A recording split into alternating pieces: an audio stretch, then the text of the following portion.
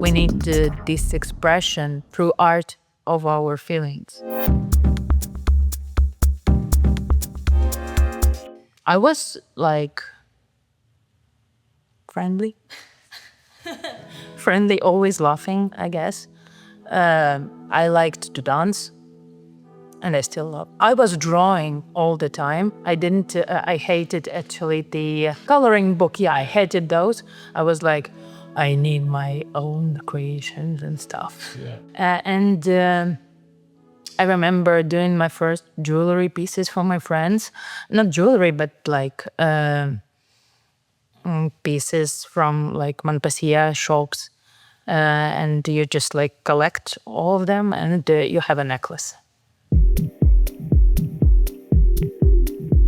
I was back in school. I was 15, and then I first entered the Pinchuk Art Center. And there, at that time, there was I discovered the archives from 2011 that there was the exhibition of Olafur Ellison, and there was like a room filled with not gas, but like with basically smoke, and you can't even like see your hand. On this distance, you can't even see your hand, and there were like crowds of people just like bumping into each other and like interacting with the space, and it was like so much fun. I was like, wow, power of art.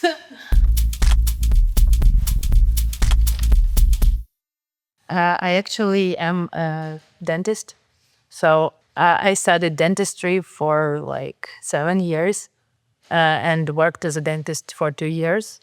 And I was drawing all the time, and I was drawing while I was in university. I had the public. So it's like a blog. I had a blog with like followers where I draw comic books. Dentistry is not boring. It's interesting, amazing job. But the war started, and I was like, I need to follow my dream now. And then I stopped being a dentist and started doing jewelry. I'm a fan of a Charli XCX right now. But actually, I was listening to punk when I was young, skate punk, because I was riding a skateboard, of course. I was listening to Motley Crue, all that stuff, David Bowie classics, and but then I started getting older, and now I'm here with the pop music. I think I like the Carpathians most of all. I've been there actually a week ago, and it was like a refreshment from like city buzz and stuff. Before the full-scale invasion, me and my brother and my father went there to ski. We went for 3 days to Bukovel, and I'm like the days driving from the hill, just like with no turns. And this one,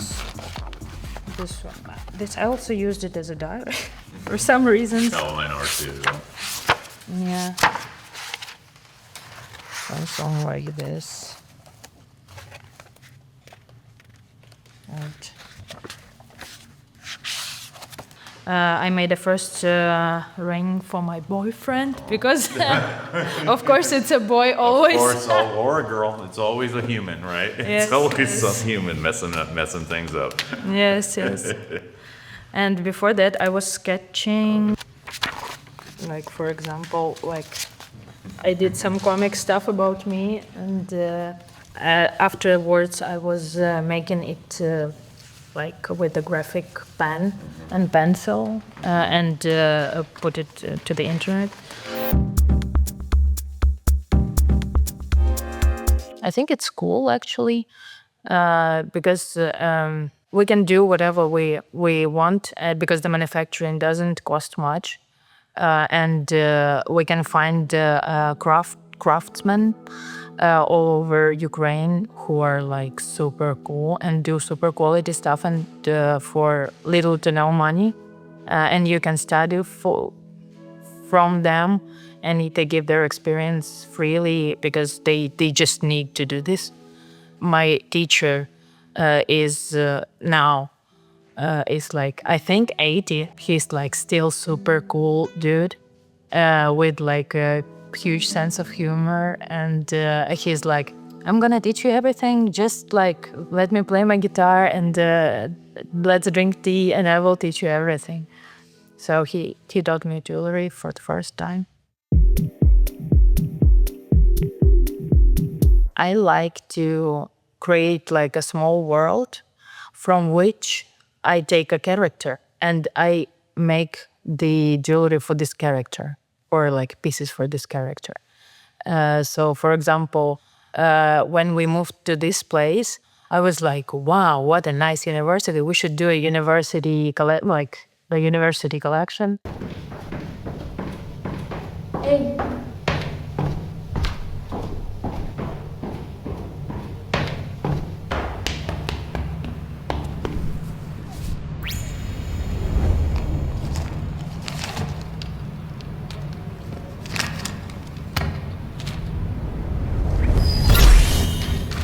And we named it student loan because like kids nowadays want to like show off and they don't have money, and I was thinking from the kind of this person, like from the student, and there were like three characters, a girl who is like a student, one who is like a C student, and he's like nervous all the time. So we needed to create a ring for him to be nervous. So it was like a fidget ring with a spinning thing inside, which like nervous people always like to do something with their hands, basically. In the whole, I drive inspiration from myself, from the society, from the world, and so when I started, there was COVID, and we went to the forests very often. So I was like, wow. So the plant died, and then she gives birth. So she works with ground. And because of this connection, it gives birth to another plant or something like this. And I was like, wow, what a beautiful place we live in. Like, everything is just like so crazy, complicated, but yet simple at the same time. And I was amazed by that. And that's why I made these fluid forms. I use different like techniques when like for the last collection I was just like in flying from London to Warsaw to get back to Ukraine, and I was like, wow, I need to sketch this because I got an idea. And when I'm here, I was like, I can make a prototype in wax, just like, and I just sit, listen to music, and just like do this stuff. So we make a prototype. Then, if needed, we make 3D. If not, and we print from wax. If not needed, it's all by hand. And we make the first copy, make a copy from this copy, and then make the production, basically. So yeah, I like it because it's a lively material, because it changes while you wear it. Because when you get it, it is like super shiny and all the stuff, and then it starts to get little scratches, and it gets more character, and each and every scratch you can like remember what happened to you while you was using this piece. I have a story from my friend. She was wearing my one of my pieces, and then she went to the sea with her boyfriend at the time, and then she lost the ring. She was crying. He found it, but he stepped on it and broke it. And then he tried to fix it with the pliers, and so he made the 3 scratches on the surface. And she was like, "Don't touch it. This I will remember this." While I was fixing the ring, I told her that I can like fix it, and she was like, "No, no, no. This is like a memory for me. I'm experimenting with brass because it's more lightweight and you can make huger, bigger things with it. And it will be, for example, if it's an earring, it will weight less. Here is the working place. This is the machine. And you have an ear, I see, on your works. So You it's wouldn't like think that- a silicone ear to make the jewelry fit perfectly. Like a last, like you would with a shoe, like a shoe Yes, last. yes, So you would think that you would need an ear, but it makes sense, yeah. These are from the 2022, from the beginning of the full scale. And I was thinking on how. So these, I was sketching something like this. This inspiration, is it more like chemist, like? Yeah. Bones and how to say it, like not hints, but the thing that connects bones, ligaments. Yes. Ligaments. When I started, I always wanted to make the like fabric manufacturing, but made by hand. So it looked like manufactured on the cool factory, but it is made by hand. So the quality is that high that so this is how I was like, I need to scratch every little detail to make it perfectly. And also from the experience of being a doctor, there is a thing like you can't harm with jewelry, but still it needs to be wearable first of all. I tried to think about the physics of how the person is like will be wearing it, so it doesn't feel inappropriate or it doesn't weigh too much, so it's like too heavy or something like this. I remember that it was in November or December 2021. I was sitting at my teacher's place and I was like, I need to make a ring for the whole finger, but it won't be comfortable and I needed to do it comfortable. And then I was like, I need to like do the bending mechanism, which will be like in the earring. So I basically made the two hints like on the earring when you open it and close it. And then like by that I made it from two pieces. So it's made basically from two pieces connected together. And it has this part which can be bended by the finger here and bended on the finger here because all we have different fingers. And and well, when it will when the time passes, it starts like feeling like you don't have something on your finger, and you just like.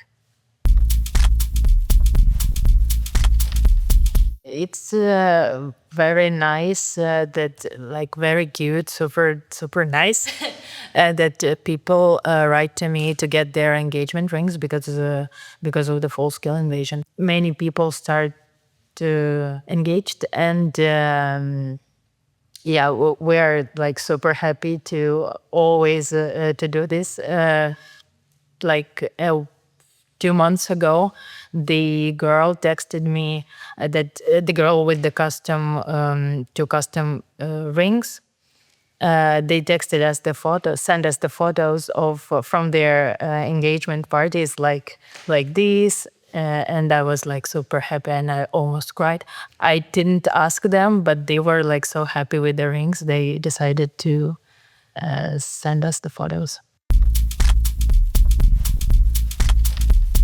I like from Ukrainian guys. I really like Litkovska, Schneider, and there is a brand called Bibliotek Nacional. And also my friend has a brand, Anmer. And this is like what I personally wear, and I'm like, this is a quality stuff. You need all to buy this. And from like foreign guys, one of my favorite brands is Rombo. They make sneakers, like futuristic. The guy is vegan leather, and they're like super eco-friendly, and they have super quality stuff. And also I like Gentle Monster. They make glasses, and they have like beautiful show-ons and all those dinosaurs and like faces, robots and stuff. And come to Ukraine and just look at the streetwear, first of all. Because I think that the streetwear is like a mirror of the mode of the people, and especially young generation like ours. So what they wear, because we still have that Soviet past, and from 2014 the streetwear changed, and like you can see it with the opening of the first skateboard shops back in like 2008, and starting from that time, and the streetwear became more Europeanish, like had this vector, but still we have that past, and now we're like balancing on it a bit. So I think they should just like visit Ukraine and just see all the cool guys who are mixing like, I don't know, Gucci and secondhand secondhand stuff. It's amazing culture. Do you do collections like every few months? I try to do it every period, but now I do as far as I can. But I will try to make a schedule and do it, and push myself to make it more. Yeah. So in these things you can see the ear cuffs and the bending ring. This one we made for the Museum of Contemporary Art in Kiev, and it travels. So it's Mott Museum, maybe you heard of it. Yeah. So we made a collaboration with them. So this one we made with another street fashion brand. So it's like this. Oh, that class was very cool. Yes, and it's also not our aesthetics, but Yeah. I want to like expand the things that we do, not just to hang in one aesthetics, and just like to experiment and all. This was made in 2021. It has the word morph in here, so just for fun, and it also it's like, I love that. yeah. I think it matters, of course, because like everyone's life changed with the beginning of the full-scale invasion, and my life changed because I like stopped doing what I didn't like, not didn't like, but what I was not enjoying, and started like listening to myself, what I want in this life, and started making quicker decisions and doing like quicker action. And I think many artists became artists at that time, because for the same reasons we became more thoughtful about like philosophy of life.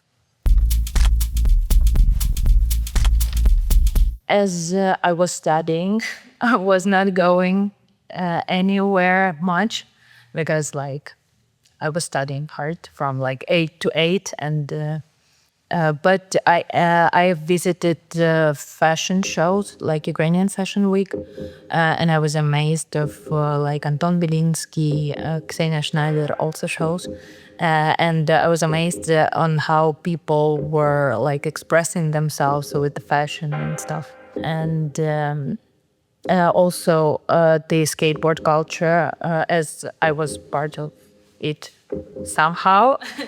I was interested in this, and the skateboard cars culture was like booming. The guys from Ukrainian teams got like sponsorships from foreign countries, so we were known in the foreign scene. We need this expression through art of our feelings. People started doing blogging. Many people started doing fashion. Many jewelry brand appeared. I don't know, since the last year. I think like tens, 20s of the brands started showing. I think yes, definitely. And the more people start broadcasting, the more people will get the point of who we are as a people, not just like that we're like pitying and we ask for being pitied, but that we're strong and that we have something to show to the world. I was more into my head, I think, before the full-scale invasion. I was like thinking about like a guy and like struggling about like why doesn't he like me or something like this. So I'm not like minimizing this these issues, but after the full-scale invasion, as I said, you start more thinking about more global stuff like your decisions you make in your life and the action you need to take right now, because afterwards you may have no time to do this. So you need to like act quickly and do quickly.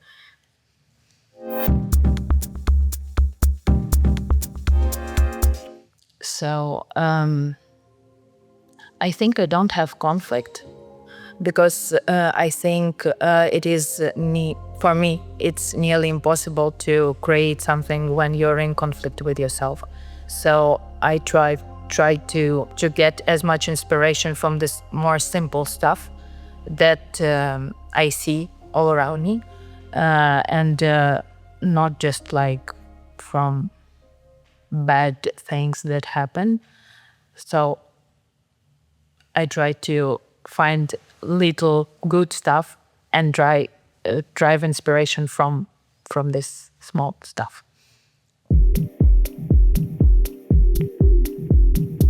I think it's fun.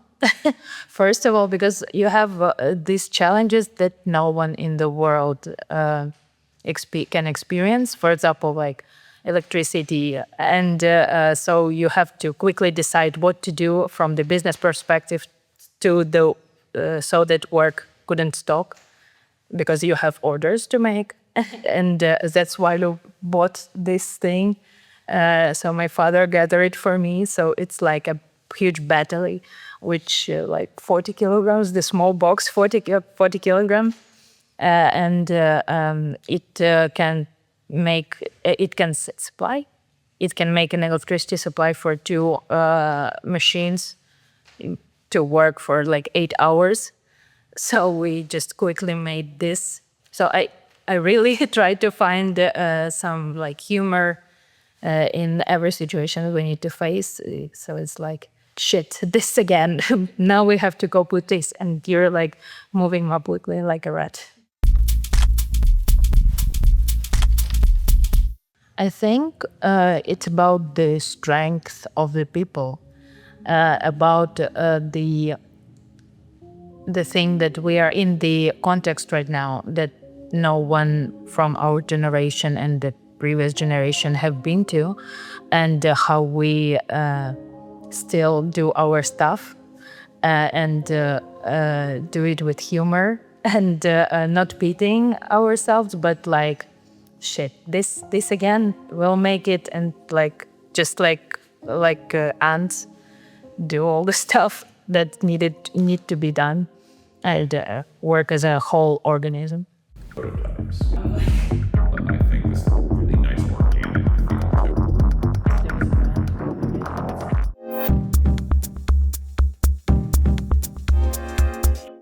I'm interested in what's next, and I'm interested in like what was before, and as I said earlier, all this transformation that happens in like when a flower dies and then goes to the ground, and then it gives the substrate to grow another plant. Like, I'd like to see this, and I'd like to people abroad think more about life from this perspective. So their actions have consequences and all this stuff, and in a more like philosophical way. I would I would be super happy if like people who wear my jewelry didn't want it to be polished and like renewed, but wanted to be with the little marks and scratches that shows its history. That the person lived this time with my jewelry, and then she or her or he or his him, they can give it to like other generations, and like as a thing of culture from this period.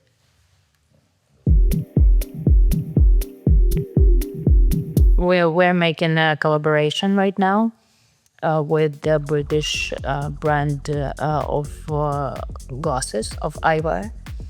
And I hope finally we will launch it, because it's prolonged for like 2 months already. I have plenty of projects in my head, but now I don't have like enough knowledge to do it by myself. And I hope someday it will come to life.